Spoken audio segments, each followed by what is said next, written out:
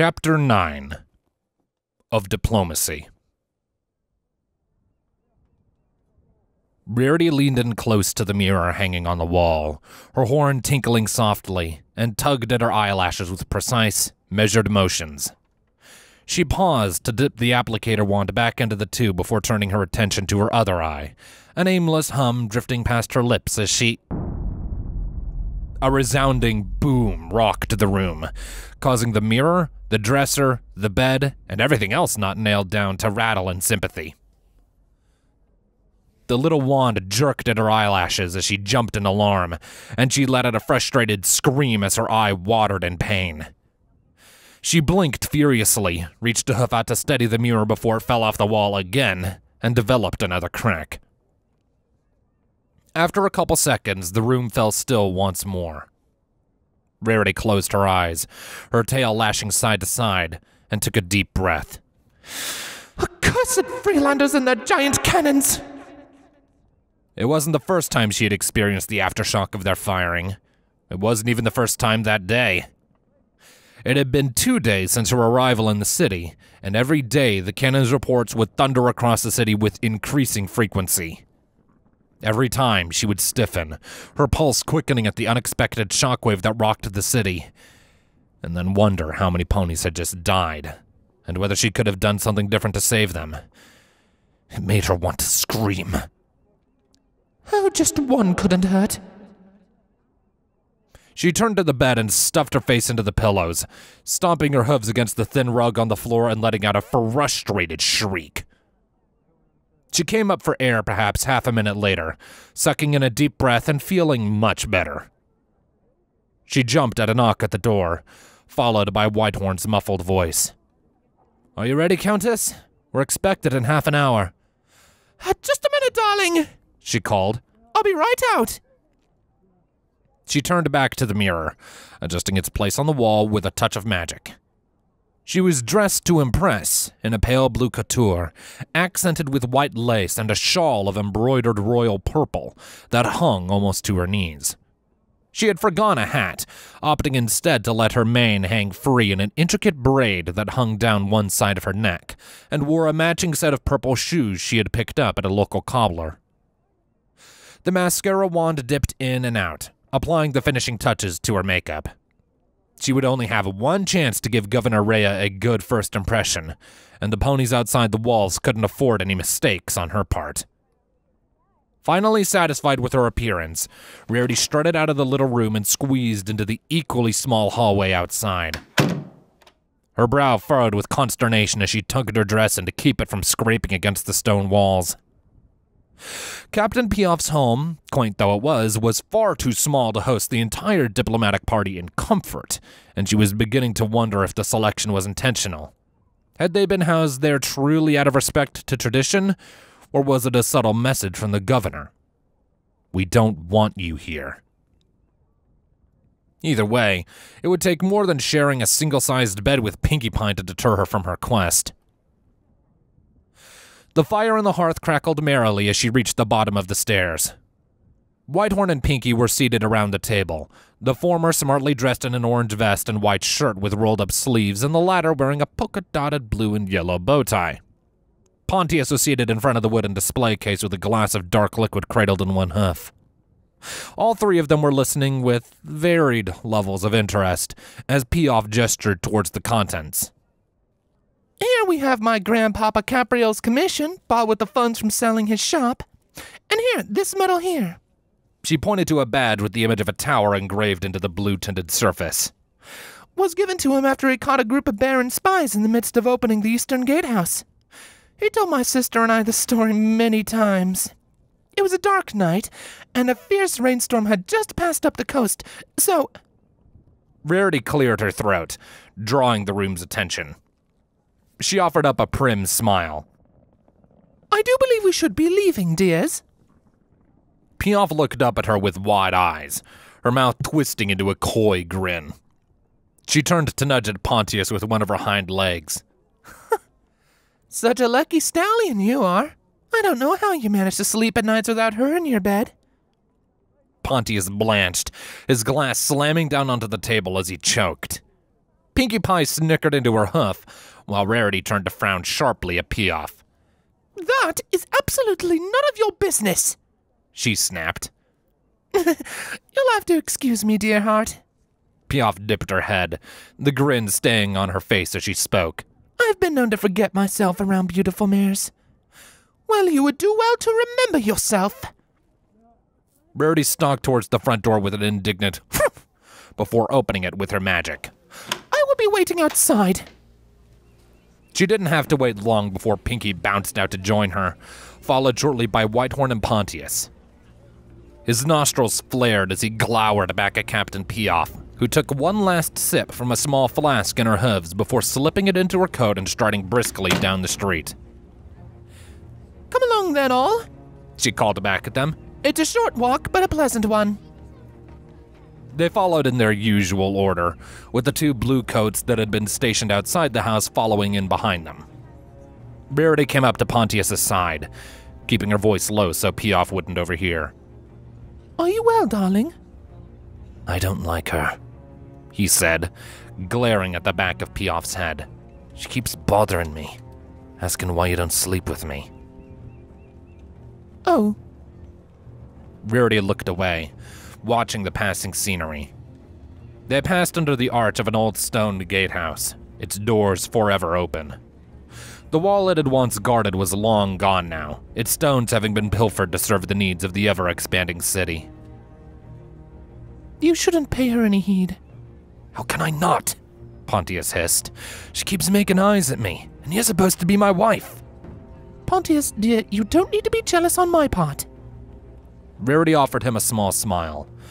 It was somewhat endearing to see him being protective of her in this way, but it was best she nip it in the bud. Our arrangement is purely political. He took a deep breath, his lips set into a thin frown. After a few seconds, he dipped his head into a terse nod. Aye. Political. Rarity couldn't help but grimace at the clear signs of distress. She had no fantasies of any romance with Pontius, but she still didn't like seeing him so disturbed. The party came out into a wide, circular courtyard, with ponies milling in every direction as they crossed from one street to another. A towering old cathedral dominated one side, the silver crescent moons on each face of its bell towers announcing its allegiance to Princess Luna. Cafes and restaurants lined the plaza, crisp new brick buildings standing side by side squat old stone, each competing with its neighbors for passing hoof traffic. The middle of the courtyard was occupied by a haphazard array of colorful stalls, each merchant shouting to be heard over the others, while young colts and fillies attempted to drag passing ponies towards the wares of their employers. Piaf paused, glancing around the courtyard before cutting a path along one edge. An old square stone tower sat on the corner of one of the wide avenues that led into the plaza, contrasting sharply with the restaurant next to it.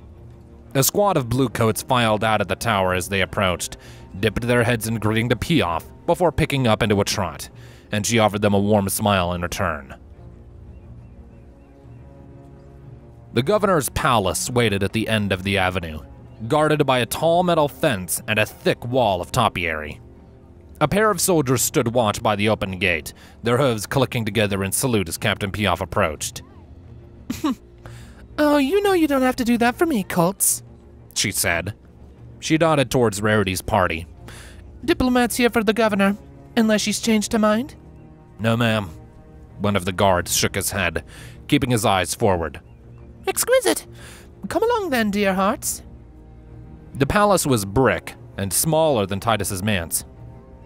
A gently curving path wound between the bushes and the trees, which were beginning to lose their leaves in the chill of autumn. A few steps led up to a small circular landing shaded by a balcony on the second floor, and Piaf ascended the stairs with a cheery hum before raising a hoof and knocking on the polished wooden door. The door swung open, revealing a stone-faced Pegasus stallion wearing a simple shirt and vest. He bowed low, stepping aside to beckon them in, and Piaf beckoned with a flick of her tail before leading the party inside. Rarity let out a soft gasp as she crossed over the threshold, a hoof rising to her chest.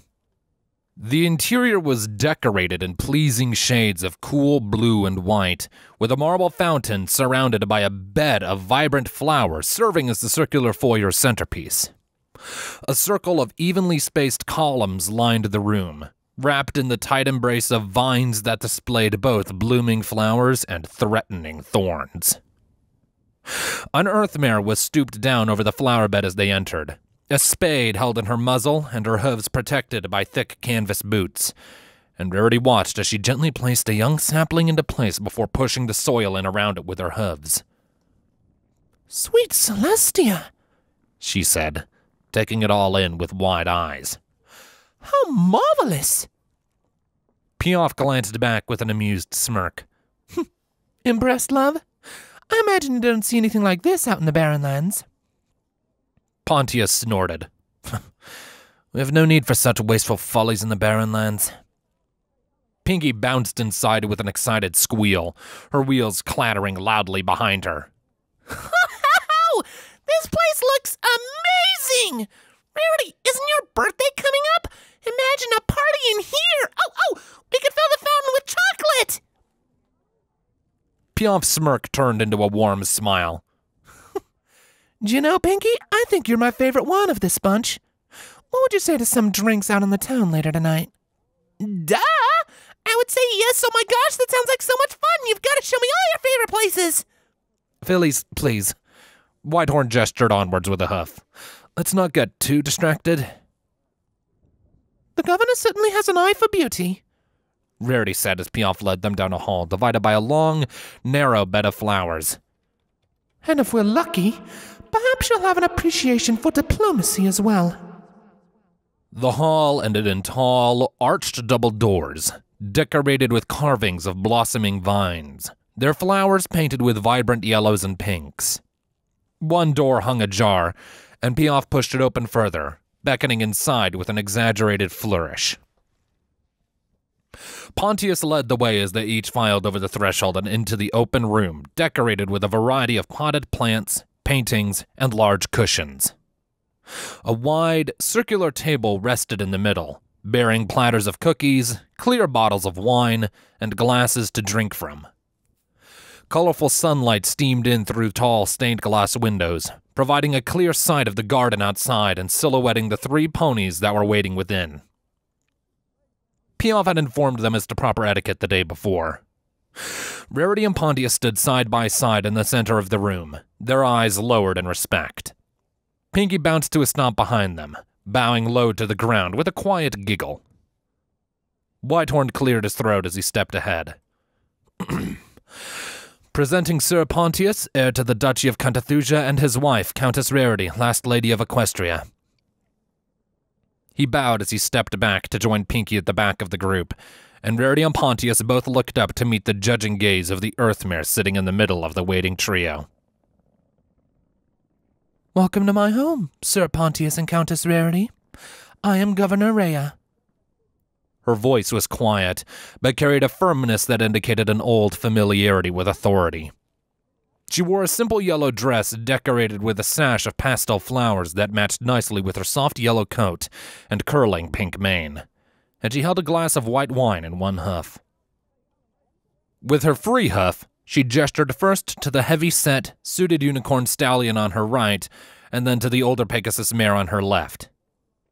This is Mr. Robber Baron, speaker for the Trade Guilds of Friesland, and Lady Hemlock, speaker for my cousin, Duchess Nettlekiss. She paused to extend the wine glass towards the table before her, causing the liquid inside to swirl about and catch the light. Pour them some drinks, Captain. Yes, Governor.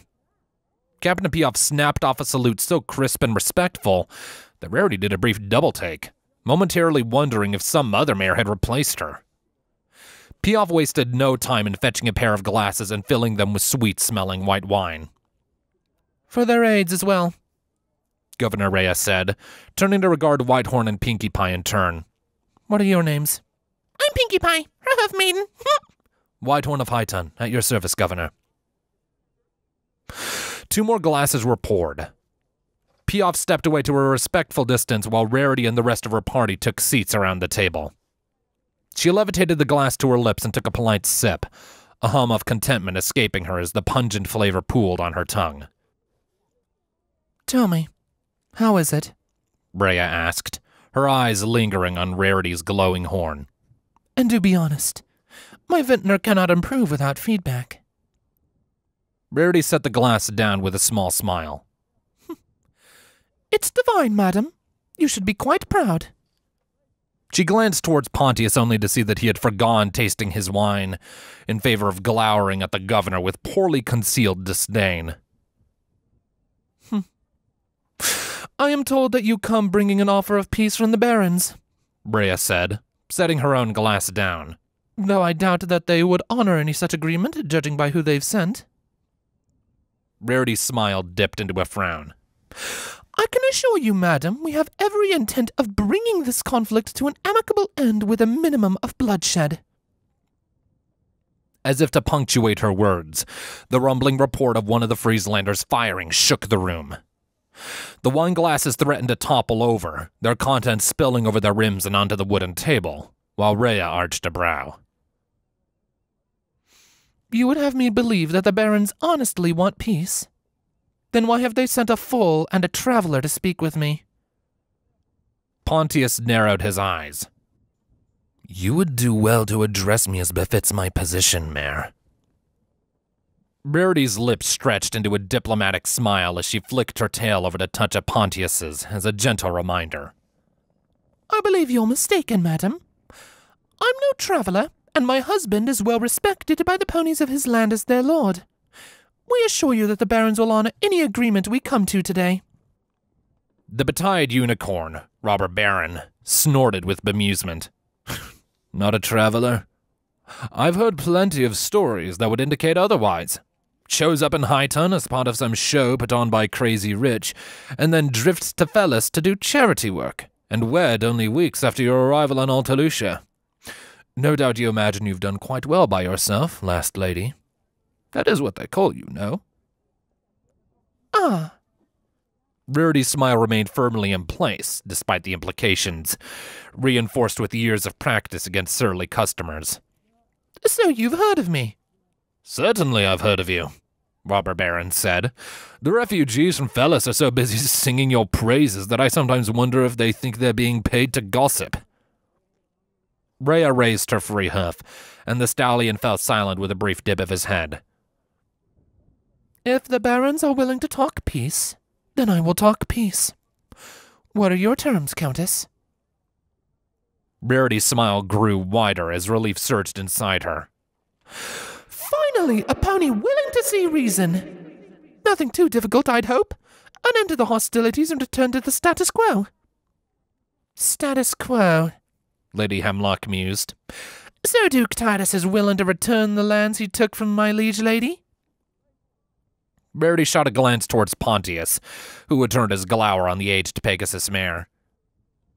She spoke carefully and intently, ensuring he was paying attention to her words. I'm sure Duke Titus would agree to return any land occupied during the past few days. Pontius gave a brief nod of his head. Aye, it would be agreeable, as long as Duchess Nettlkiss is brought to justice for her crimes. Lady Hemlock's lips drew into a thin smile. I'm not speaking only of the land taken by his army on its march to Castle Urtica, lad. Your father would return what fiefs he stole 2 years prior as well if he desires peace. Pontius shot up out of his seat. That land is rightfully ours, and your kind will not step hoof on it while House Pike draws breath. As I thought. Lady Hemlock let out a dramatic sigh as she sipped from her glass. Oh, they have no real intent of peace, Governor. This is a waste of time. No, let's not be hasty, darlings. Rarity tugged Pontius back down to the ground with her magical tug on his outfit, straining to maintain her facade of a smile after the outburst. She thought back to her brief discussion with Countess Silky in the siege camp. There is much to discuss if we're to come to an agreement that leads to a lasting peace on the island, but for now surely we can all agree that there's no need for bloodshed. We can all meet together once we've set our weapons aside and come to some accordance that's mutually beneficial to all. A few seconds passed while Governor Rhea raised her glasses to her lips. Slowly, she turned to Robber Baron. Tell me, Mr. Baron, how does the price of grains from Nimbusia compare to local imports? By the bushel? Nearly half again as expensive, in fact. But we've already sent a delegation of our best ponies to negotiate a bulk price, and if discussion with the Merchants Guild is any indication, they'd actually be willing to cut a dozen or more cents from the rate, once they see the sudden excess of demand and... Governor Rhea cut him off with a hoof, turning to Lady Hemlock. How long does the Duchess expect the walls of Castle Urtica could withstand a siege? The Pegasus snorted. With the soldiers and cannons you sent, we could hold the walls until we died of old age. Titus will have to pay a heavy toll in blood if he wishes to take the stronghold. Governor Rhea nodded, before turning to look past Rarity to where Captain Piaf was standing. Captain, have the skirmishers reported any casualties since the beginning of the conflict? Only a single fatality as of yet, Governor. Rarity's heart sank as Rhea turned to look her in the eye. Then let us get to the heart of the matter. Do you have anything to offer aside from words? Anything of worth? Either of you? Rarity pursed her lips, her jaw clenching at the bored dismissal in Rhea's voice. I would think peace is worth a great deal. Peace is only worth as much as war costs, Countess, and this war costs very little. The governor turned to look at Piaf once more. Captain, I'd like you to take the diplomats to see the Frieslanders in action tomorrow. I believe she could use a more refined perspective on this conflict. As you command, Governor. Good. Rhea sighed, looking to Rarity once more. It was a pleasure to make your acquaintance, Countess. You are perhaps the most refined and courteous pony to ever speak with the voice of the Baronlands, but fortunately, I am not young enough to be moved by notions as empty as refinement or courtesy. If you have something real to offer, then you may ask Captain Piaf to request another meeting. Until then, you are free to lodge with her for as long as you wish, or to arrange an escort outside the city. I'm sure you would feel more comfortable in your own bed. Rhea stood, turning away and stepping to look through the nearest window before Rarity could muster any response. Her muzzle flapped uselessly as she searched for some way to get past the dismissal, but what could she do? She didn't have anything real to offer, and everyone in the room knew it.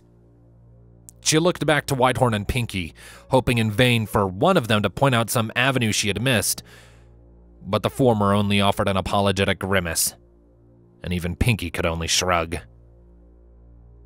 Lady Hemlock cleared her throat, drawing Rarity's attention. The older mare regarded her with open contempt.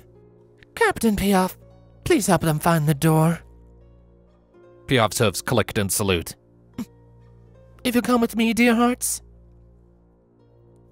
Rarity's whole body felt numb as she rose from her plush cushion.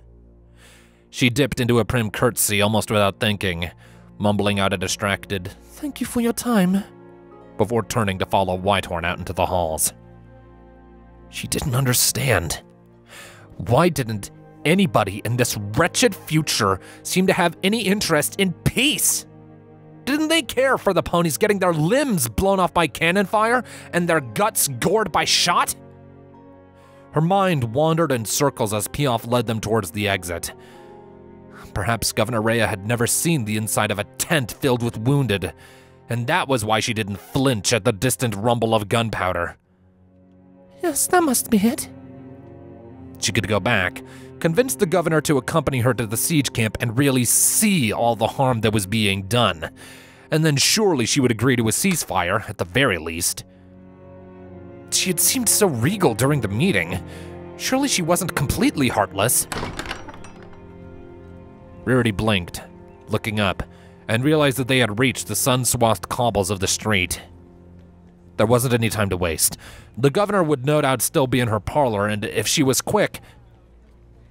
Whitehorn laid a hoof on her shoulder. Rarity jumped, turning to meet his gaze. He gave a small shake of his head. We have nothing she wants, Countess. She was never going to agree to anything but a barren surrender. But But she must not understand. Rarity licked her lips, looking back at the two guards standing to either side of the gate to the gardens. If I could just make her understand, then... Rarity. She flinched at the firmness in his voice. She'd never heard anything like it from him before. She isn't like us. None of the ponies driving this conflict are like us. This is why we need the gifted table, you see? There must be an authority of harmony to prevent senseless violence like this. But that doesn't help us now. Piaf led them into the plaza, and Rarity's jaw clenched as she looked out over the ponies that milled across it, oblivious to all the carnage just a short walk away. We can't just let this continue. There must be another way. Whitehorn shot a quick glance towards Pinky, who had been plodding along beside them with her head down. Pinky, didn't Piaf offer to take you out for drinks tonight? Pinky looked up, but her frown remained fixed in place. Yeah? But I kind of been thinking they'd be like celebrate-y drinks. And now we don't have anything to celebrate. Perhaps they could be consoling drinks instead. Whitehorn nodded towards Piaf. You should ask. I don't know. I don't really feel like any kind of drinks right now. Whitehorn leaned in, lowering his voice so that Rarity had to step closer to make out what he was saying. I have an idea, Pinky, but we need the captain to be distracted. Can you do that for us? Pinky's ears perked up. She looked to Rarity, head cocked with curiosity, and Rarity gave her an encouraging nod and a little smile. Well, in that case... Pinky's mane popped back to full poofiness with a spray of confetti, and she pronked up to Piaf's side with an eager grin on her face. Hey, Capitan! Didn't you mention getting some drinks tonight? Piaf jumped in alarm as Pinky blew a multi-hued party horn in her ear, turning to look at the mayor with wide eyes. But Rarity didn't bother paying attention to what she said. She instead turned to Whitehorn with a questioning gaze. Pontius drew closer as well, leaning in on Whitehorn's opposite side. Governor Rhea holds the singular authority to declare war or peace, he explained, his voice low. But she won't agree to any peace until she's convinced that the war won't go in her favor. The only way that will happen is if she begins taking significant losses and loses her strategic advantage. Pontius nodded. Aye. My father's taken our forces north to besiege Castle Erdica. Once Nedicus loses her last stronghold, we'll be able to concentrate every soldier in the Barren Lands on Friesland. I expect the governor would be more open to negotiation then. That is not acceptable! Rarity hissed back.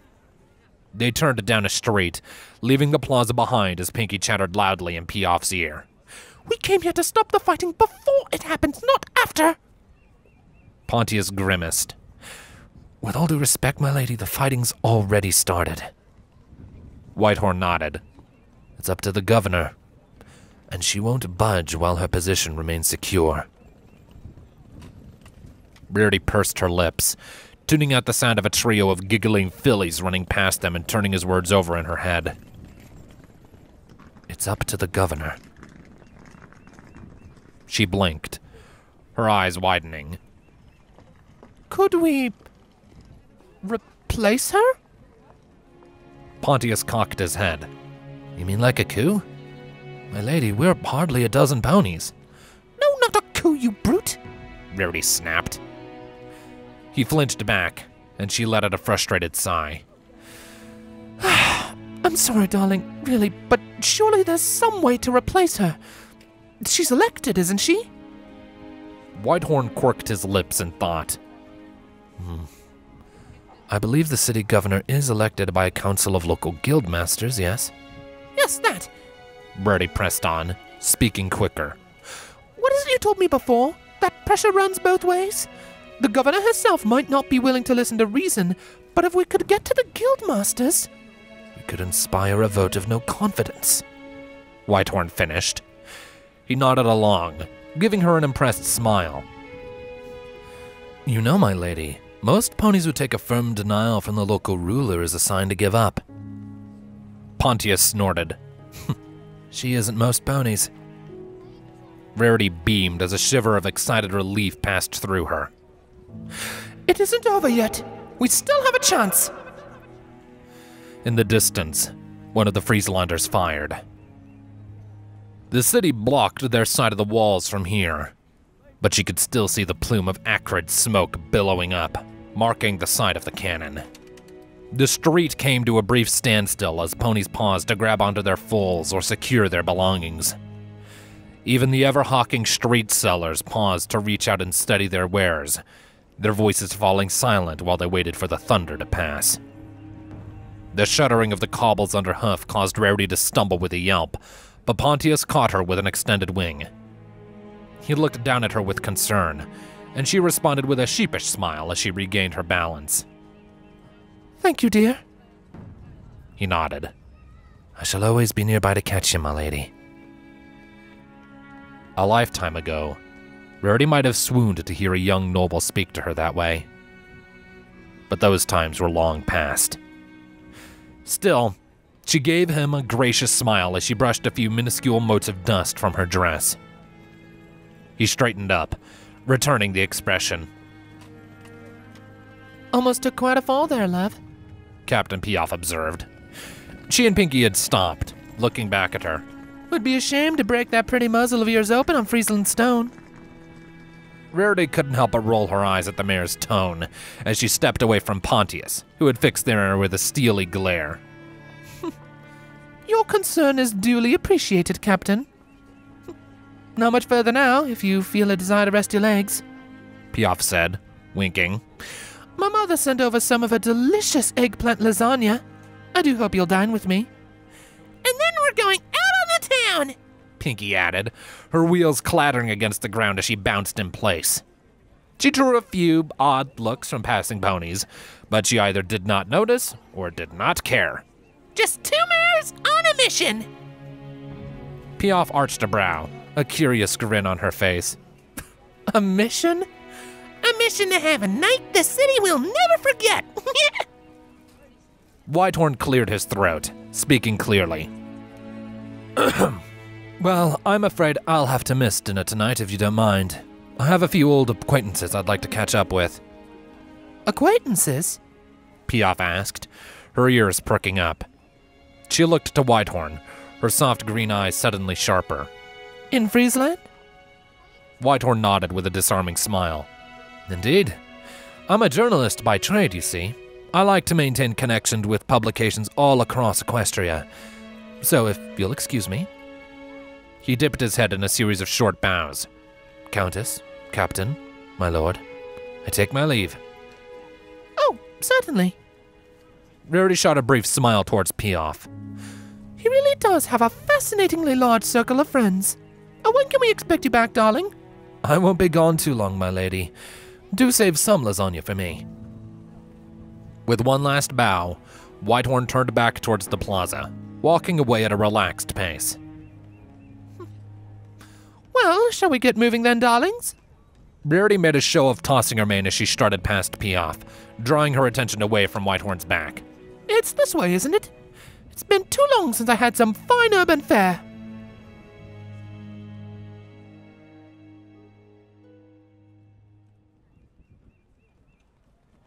This is dumb. Anna looked back towards where Gava was leaned against one of the stone corners of the bell tower, her talons clicking impatiently, and stuck her tongue out. You're dumb. Gava shot her a look. Anna waggled her tongue around. Gava sighed and looked away. Anna smirked as she returned her attention back to the city beneath them.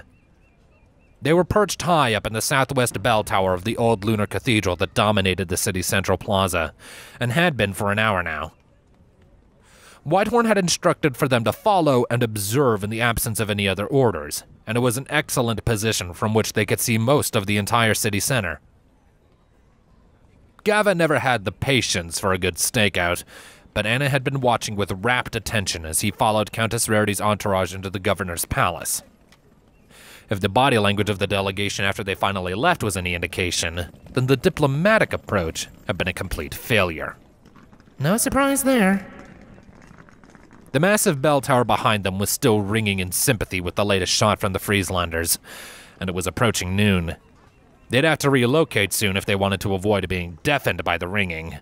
But for now, Anna could still see the party weaving through the streets. So, she stayed. Her mind wandered, toying with passing thoughts, even as her eyes soaked in every detail of the city below her. How would Princess Luna feel if she saw one of these great cathedrals that had been erected in her honor? Nobody knew what either princess was like, no matter how firmly the priests of each denomination shouted to be heard over each other with their given truth. At least nobody from this time knows. Rarity and Pinkie Pie claimed to be from the past, didn't they? And their friends had found Princess Luna, somehow. Anna prided herself on practicing a healthy skepticism, but she was beginning to wonder if there was some truth to the strange gifted's claims. Would the princess be pleased to see ponies worshipping her in her absence? Would she be proud of what equestrian society had become since the floods? How would she feel about me? Anna blinked the thought away as she saw Whitehorn parting from the delegation and turning back to the plaza. He walked at a casual pace, slowly weaving through the crowds. Once he reached the plaza, he turned for the cathedral and picked up into a trot. She stiffened as he looked up, his eyes fixed on the very tower she was watching from. Had he seen her? Ponies never looked up. It was a fact that Anna and her sister had exploited dozens of times in their lives, and yet this pony had shot a glance directly at her. The bulk of the cathedral blocked her sight of him as he came closer, but she didn't need to see to know that he had walked inside. Hey, sis. She turned to Gava, who stirred from her nap with an arched brow. I think he wants to talk. I'm gonna head down. Gava frowned. What? You mean he saw us? Anna shrugged as she spread her wings. Something like that. Make sure you're not in the tower when this bell rings. She crouched down, ready to take flight, but Gava rushed up to her side. Hey, whoa, I'm coming too. Anna made a show of looking her up and down. You? Gava clacked her beak. What's wrong with me? You're a big mean bird that stands a head taller than every pony in town? Gava narrowed her eyes. Point is, the guy's trying to be subtle and no offense, sis, but... Anna reached a hoof out to prod at Gava's dark blue plumage. You're not subtle. Gava snorted. I can do subtle. Anna arched a brow. Fine. I'll be waiting on the roof. Just don't be too long. With a wink and a smile, Anna jumped out into the open air and let her wings catch her weight. There was plenty of open space around the cathedral, so Anna drifted down into a lazy circle and alighted in an alley a short walk away before pulling her hood up. She was wearing a simple cloak of indigo blue, the hem lined with warm wool. It was exactly the sort of outfit that a common Frieslander mare might wear on a nippy autumn day, and it did well to hide her leathery wings and slitted orange eyes. As impressive as the cathedral had appeared from the outside, it took Anna's breath away when she passed beneath the heavy stone arch of its entrance. Columns of sparkling aquamarine ran down both sides of the aisle, flanked by long pews of blue marble cushioned with thick pillows of midnight blue satin. There were no lights within the cathedral, but large circular windows of silvery stained glass watched from on high on each wall, the sunlight filtering through like rays of dim moonlight, and illuminating statues of thestrals bowed low in subservience towards the altar at the back of the vaulted room. Above it all was a single mighty statue of Princess Luna herself, her great wings spread as if in warning to any who would dare threaten her ponies, her head raised high, regarding the ponies before her with an imperious facade. Her mane sparkled with embedded sapphire and swirling lines of silver gilding, matching the pitch-black mural of the night sky that had been painted onto the ceiling. Anna generally avoided lunar cathedrals in the past. It had been years since she had last set hoof in one. Now, subjected to the full majesty of Princess Luna and her tapestry of stars, she was reminded of why. It was almost too tempting to join the statuesque stone thestrals in prostration before the Night Mistress. She set her jaw and shook herself, turning her attention to the ponies inside. The dim light was no obstacle to her, and it only took her a moment to pick out the pale blue coat of Whitehorn sitting on one of the pews. He was looking back, watching her through the white frames of his eyeglasses, a cordial smile on his lips. Idiot filly. She had walked in with a disguise, and then immediately lost herself gawking at the setting like a breathless pilgrim. She flicked her tail behind her as she lowered her eyes into the shadow of her cloak and closed the distance, sitting at his side. "We meet face to face at last," he said. "Well, for a certain definition of face to face. Is it your first time here?" His voice was familiar. After a few seconds, she placed it. This was the same stallion that had left the door of her cell open. Did you want to talk? He didn't answer at first. Anna kept her eyes forward, but she got the impression that he was sizing her up. "I did, yes. Tell me, how have you and your sister been faring?" Anna's brow furrowed. "We're fine, even if you tricked her into a messy contract." "Tricked her? She was free to refuse my offer if she wished, and my payment is more than fair." "You know what I mean," Anna said, rolling her eyes under her hood. "Oh, so he's one of those wordy types. The contract has no deadline or limit. It's messy." He let out a thoughtful hum. "Well, I only made it with her directly. I suppose it would be bad form to hold you to an agreement that you weren't present for. If you wish, you may feel free to leave for other work at any time." Anna turned, fixing his calm gaze with a sharp glare of her own. She knew how her eyes would look in the dim light of the cathedral. To her surprise, he didn't seem at all perturbed by the sight. "And Gava?" "A contract, even one as informal as ours, is only as binding as its enforcement," Whitehorn said, reaching a hoof up to adjust his glasses. "And without a ship, I expect you two wouldn't be too difficult to track down." Anna pursed her lips, staring him down. After several seconds, she looked away. "So what do you want?" "I want to stop this war before it gets any further out of Hoof." Anna arched a brow. "I didn't take you for the hero." He let out a little chuckle at that. "To put it simply, I need Governor Rhea deposed, and I'm afraid talking and good faith will be rather slow to take. The guildmasters will need a more immediate threat if they're to back any change in leadership." "More immediate than a siege?" "Much more immediate, yes. This city could withstand a siege for years, and that is far outside of my timeline." "And a schemer, too." Anna had worked with schemers before. She didn't like them. "So what are you asking me to do?" "I want you to apply pressure, however that may be," Whitehorn said. "For whatever reason, the city needs to think the siege is hopeless. You're free to use whatever methods you deem appropriate, and when it's done, then perhaps we can revisit the question of Gava's contract." "He wants chaos." "How does the Countess feel about all this?" "I don't see how that's relevant, frankly. I'm your employer, and this is what I require of you." He paused, letting her process his words. "Do you understand?" Anna felt a strange sense of relief at his words. "Of course Rarity wouldn't approve of any of this." After a few seconds, she nodded. "I understand." "Excellent." He slipped off of the pew, the clop of his hooves against the cold stone echoing around them. "If you need to speak with me, I'll be sure to arrange some time alone every few days at least. For now, I have other matters to attend to. Good luck, Anna. I have every confidence in your ability."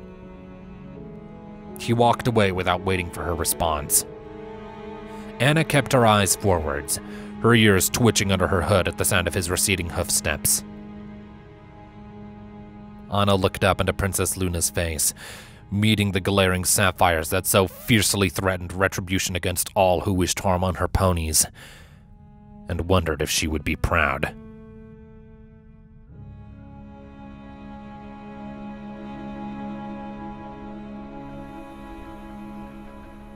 And y'all attacked her? Well, I mean, it was just a shove. Rainbow Dash! Applejack's nostrils flared as she glowered at Rainbow under the brim of her hat. That is not how you should be treating our friends! Rainbow grimaced. She had come to Applejack's little room in the cargo hold hoping to find some support. Are they really our friends, though? After all they've done for us, darn tootin' they're our friends. And even if they weren't... Applejack sighed, leaning back against her bunk. Look, Dash, I know y'all are stressed. We're all stressed. But we gotta stick together in this. You can't go around attacking ponies. Rainbow looked down at her hooves with a heavy sigh. She knew it was wrong, but it had felt so right at the time.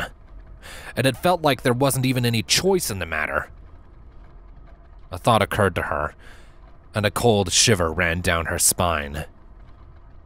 In a quiet voice, she said, Twilight started getting anger issues before... you know. A heavy silence hung in the air. Applejack drew close and put a hoof around Rainbow's shoulders, pulling her into a tight hug. It ain't like that, Sugar Cube. Twi had that magic all up in her horn, right? All y'all got in you is stress and concern. Ain't nothing unnatural about that. Rainbow clenched her jaw, fighting the burning in her eyes. I hope you're right, AJ. The hiss of steam caught their attention. Both mares looked up, exchanging a couple of small, comforting smiles before heading out into the cargo hold together. Star Trails was standing in the open doorway, her eyes wide as if she'd been caught somewhere she shouldn't be. Trails! Rainbow took an uncertain step forward, causing the unicorn to jump in alarm. I'm glad you're here. I wanted to apologize.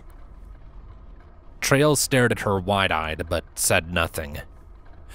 Her gaze darted between Rainbow, Applejack, and then to Twilight's room, where Princess Luna was sound asleep.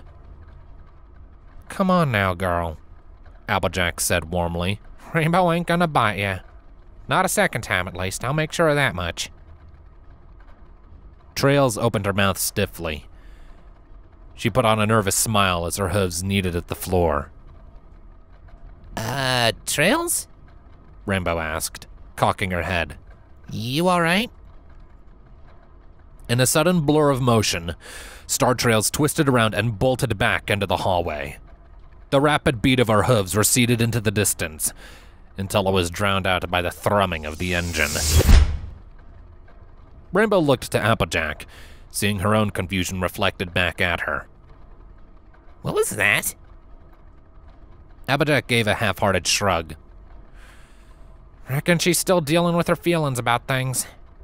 It's just unlike her. She's normally so talkative. Rainbow's eyes widened as a sudden yawn overtake her. The anxious antics of the past night seemed to catch up to her all at once, her eyelids growing heavy.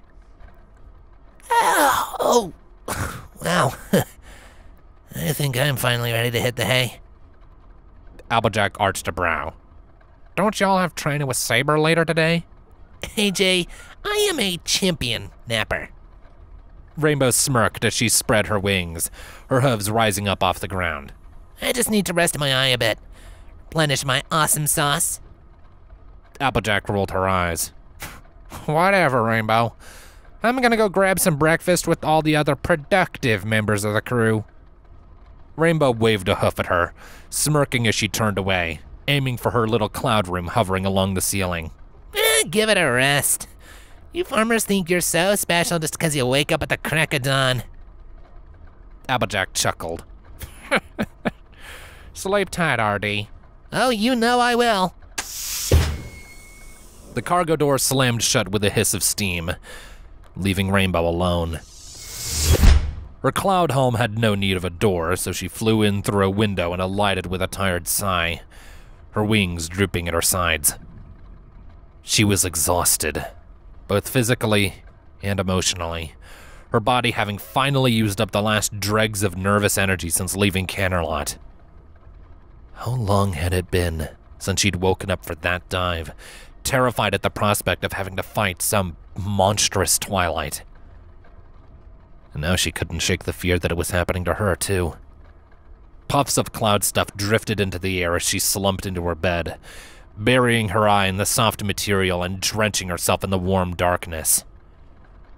Why had she tried to hurt Star Trails? Rainbow had never been a violent pony.